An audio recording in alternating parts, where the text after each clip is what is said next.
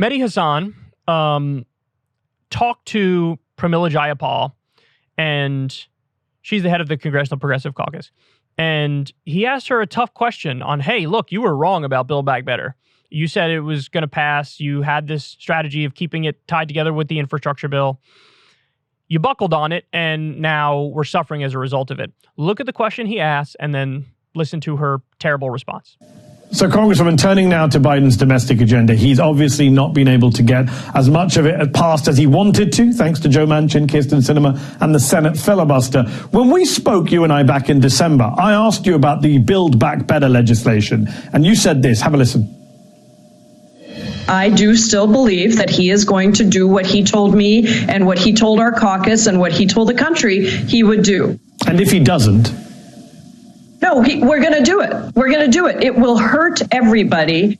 Families just to be clear, you're going to pass Build Back Better by December the 31st.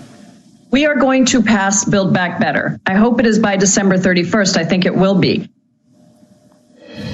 But Build Back Better is now effectively dead, is it not, Congresswoman? It was declared dead on live TV by Joe Manchin just a few weeks ago. It's painful, isn't it, to listen to that? I think that it is not dead in terms of some form. I still believe that that is possible. But obviously, we have run into a real roadblock here with one senator. And my belief is still that we can pass, particularly the pieces, I think, that we do have some agreement around: climate change investment, $500 billion, the healthcare investments potentially, and the care economy, some pieces of the care economy. We are going to continue to push for that. I know the president is still pushing for that, but obviously it is not it's not where we want it to be. And I think we are still hopeful that whatever you want to call it, whatever name it is, that we will still pass a significant piece of Build Back Better. It's just not on the timeline that I had hoped for. That's for sure. That's nonsense. What she should have said is, I was wrong. We got played. I'm embarrassed. That mistake won't be made again. Now, what was the mistake? The mistake was trusting Joe Biden and Joe Manchin. Joe Biden said to her, hey, man, it's cool. Don't worry. I got this. I'll get their vote. You have my word. Well, how'd that work out? Joe Biden said, we will get Joe Manchin's vote. Some dupes in the Progressive Caucus were like, well, he tells us that. Seems like a trustworthy guy, so we're going to go with that. Joe Manchin, he had given a press conference where he's like, look, we're going to work it out, but you better vote for the traditional infrastructure bill on its own. Let's pass that first. But I promise we'll work it out with Build Back Better. That was a lie. We now know it was a lie. They believed Joe Manchin. They had all the leverage in the world when they kept the bills together. Then they separated it, and then they had no leverage anymore. And look, they are the caricature that is often made of them by the left. The caricature that's made of them by the left is they're weak, they're feckless, they're useless, they don't know how to fight, they don't know how to play hardball politics, they're always corralled into line, and that is exactly what happened. Now, to be fair, I forget the exact number. What was it, like 6 of them? I think it was like 6 of them that said, no, I'm not voting for the traditional infrastructure bill. You said it was going to be packaged with Build Back Better. If you separate it, I'm not voting for it. That was the original deal. You guys are violating the deal. Now, for those that did the right thing, was there ever a moment of reckoning? Was there ever a moment of acknowledgement from all the progressives who got it wrong? Did Pramila Jayapal or Ro Khanna or any of them go to AOC and Ilhan Omar and whoever else was in that group and say, hey, guys, look, you were right. My bad. Our bad. We fucked up. We won't make that mistake again.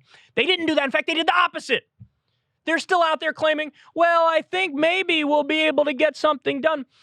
Joe Biden basically gave Joe Manchin a pen and was like, hey, dog, you make whatever bill you want and we're going to pass it.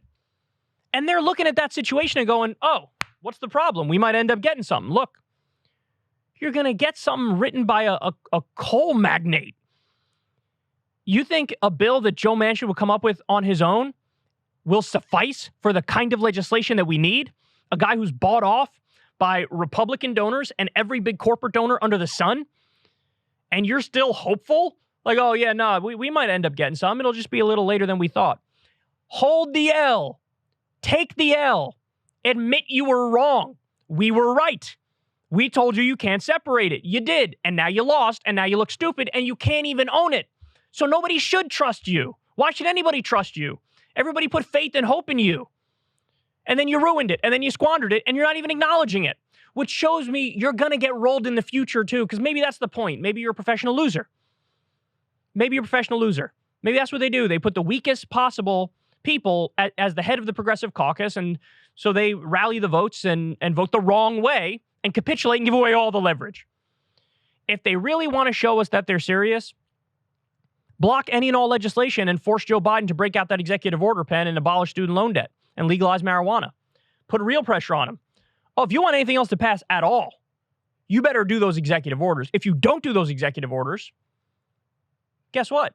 Nothing is getting through Congress. You're done. You're already a lame duck. Done.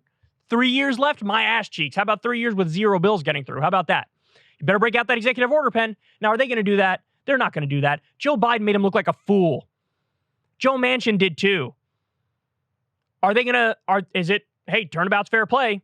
You guys raised the stakes. You guys stabbed us in the back. Well, guess what? We're here for it, and now we're going to respond accordingly.